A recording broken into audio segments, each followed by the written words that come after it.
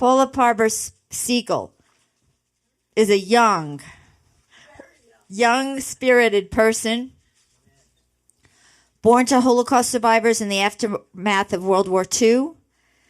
She's passionate for what we're doing. This is why she schleps here, and she helps us a lot. She brings and mobilizes other people to our events. So let's give her a hand.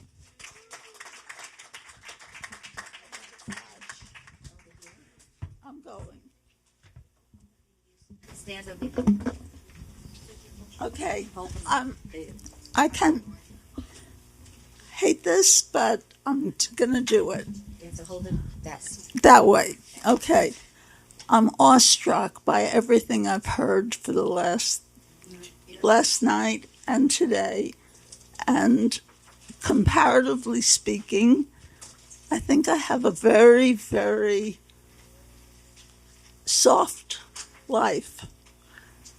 My parents were Holocaust survivors. I'll give you a little history about them. They just wrote a book about my dad and published it, but it's only in Polish, and I haven't read it. But we've gone back to Poland. He would never go back, ever. And no, they took his life.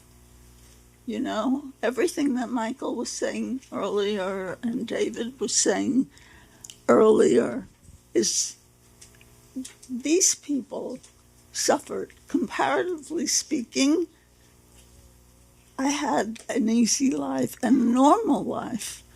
I'm grateful because a lot of people, a lot of children, my generation, suffered as a result of their parents' indignities, horrors, life. In an 8-minute capsule, my dad was married, had 2 children, 2 daughters, 3. Let me back up, okay? I knew nothing about any of this. Okay, I knew my parents were Holocaust survivors. I knew my mother was one of 8 children, of which 2 survived. Her brother was in the army, so he survived, and she survived, okay. She was captured by Gestapo, told to round up her clothing, and was with her mother. And she was a young woman at the time. And the Gestapo, they were on their way to Auschwitz. And the Gestapo stopped her and said, when we turn here, you stay behind. She's clinging to her mother, thinking he's going to rape her and kill her.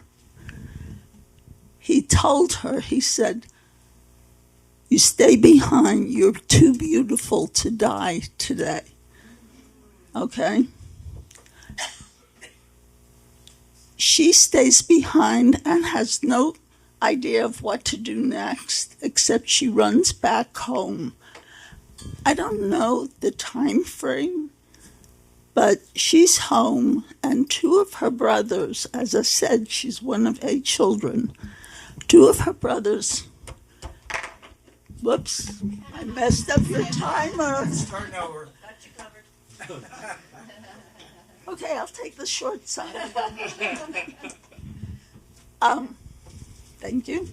Anyway, 2 of her brothers pound on the door, and she thinks it's the Gestapo again, not the Gestapo. Somehow, they were my dad's best friends. So now I'll tell you my dad. He was married, had 2 children. Fix the mic. 2 children. He and 11 other people in the small village of Debno, which is between Krakow and Tarnów, where I was born, post-World War II. Okay? he witnessed the execution of 11 people. They shot at him twice, and it misfired twice. Now, if that were me, and I witnessed the execution of my brother's family, my own family, etc., I'd say shoot again. You know? He didn't. He got up and ran. And he ran through the woods to the closest town, and they said to someone, the Gestapo are going by horse, following him. And they said, where did that man go? And they told, whoever they asked told him he went that way, when in fact he went that way. And they followed a gypsy, okay? All I can say is he and my mother and her two brothers then somehow all reunited, and her two brothers said to her, we cannot protect her. We will not make good decisions, okay? You have to stay with her. Ultimately, her two brothers were captured and killed.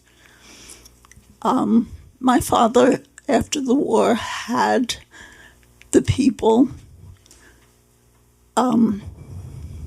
arrested, but the story that they survived, all four of them survived for a long time. My parents and them were hidden in a barn by righteous Gentiles. One of my father's customers, with 4 children, 4 sons, who all protected him. And one time the Gestapo saw an egg, and he said, what are you to one of the kids? What are you doing? And he was bringing, and somehow or other, the Gestapo made him eat a raw egg to prove that whatever he said was legitimate. So there are hundreds of stories just like that I heard today, and it's really remarkable. And education, I walked away from this chapter, this day, thinking we have to educate. David said it, and I say it because my own children are very assimilated, and they've had, compared to, so many people who lost so much, they've had very normal lives, So education is key, and reaching people is your mission, really.